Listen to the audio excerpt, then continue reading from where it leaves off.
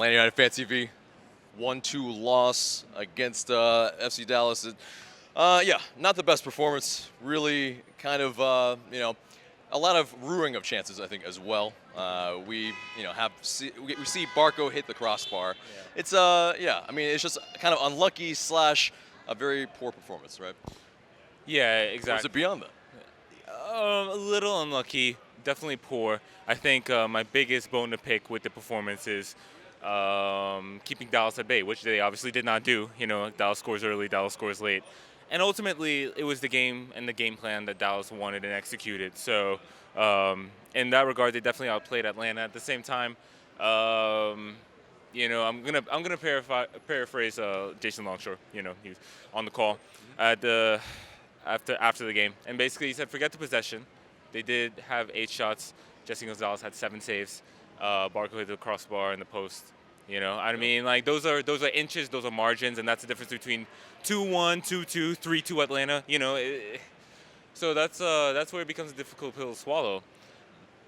I would also say this too. Like, I know a lot of this feels new, and like right now in the present, it feels like shocking. But in reality, this isn't that different from some matches last year. Remember talking to you after Portland. Absolutely. And Seattle Sounders. Yeah, and Portland, the difference between Portland not winning that match was them not finishing their chances, and Dallas finished their chances today. Again, margins. So, look, the possession game it's something that Atlanta's been working on, not just this season. I mean, like from year 1 to year 2, we saw a difference in the style, a little more reserved in terms of pressing versus keeping the ball. Right. And this year is a little bit more of that. We expected that, of course, under Frank de Boer. And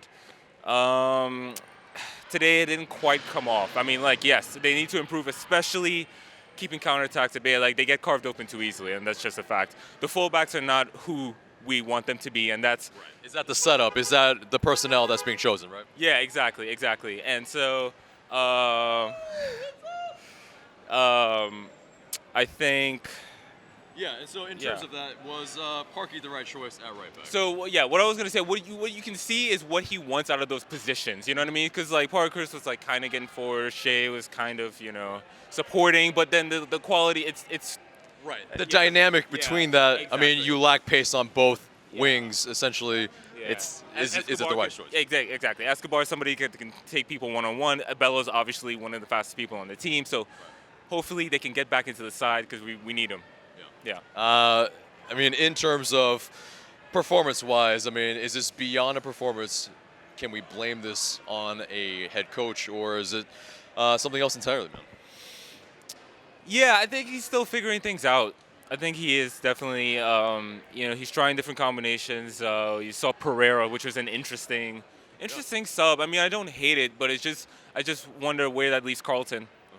But yeah, I mean, like he's been starting Tito. I like the combination of what they had up top, but and PD off the bench. What do we say in the group chat? We want to see 25 plus minutes, and he comes in at the 65th minute when it was still 1-0. Right. So that was a spot for him to prove himself, maybe get the team back in the game. He was okay. He was making things happen. I mean, he had threw 2 balls over the top, rather, that could have been finished.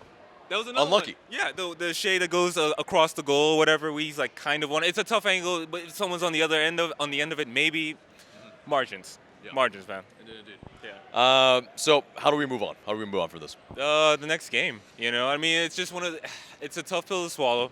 It's not the result you wanted. I think those players are more mad than anybody else. Frank de Boer obviously he's trying. Like it's not to say he doesn't want to get the best out of this team, and I think he does deserve a little more time. Now, like if results continue the way they're going, if Atlanta's languishing near the bottom of the league, let's say in the summer, then you start thinking about maybe like moves. But until then, like all you have is the next game. Next game is home against Colorado. Just beat Colorado, man.